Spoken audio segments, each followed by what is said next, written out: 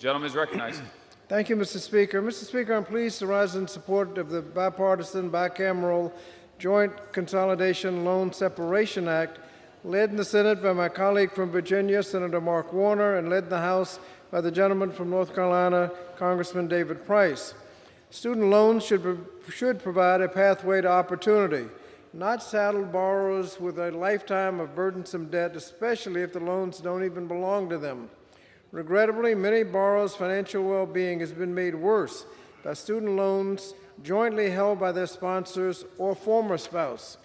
The Joint Consolidation Loan Separation Act would provide much-needed relief for individuals who previously consolidated their student loans with their spouse.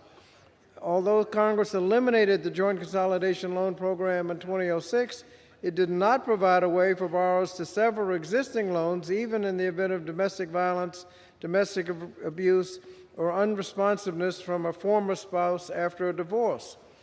As a result, according to the most recent data from the Department of Education, there are at least 13,500 borrowers with federally held joint consolidation loans.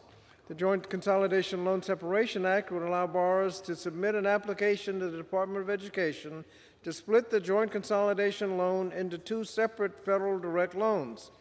The two new federal direct loans would be split proportionally based on the original unpaid principals and have the same interest rates as the joint consolidation loan, ensuring that borrowers are not saddled with a higher interest rate.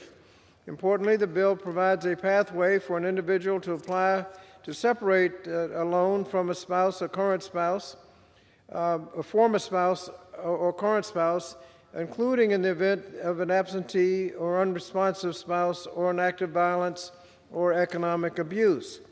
Mr. Speaker, we can all agree that no borrower should be forced to pay debt that isn't there. No borrower should be forced to pay debts that isn't theirs, especially a debt of an abusive former spouse. So I urge my colleagues to support the legislation and reserve the balance of my time.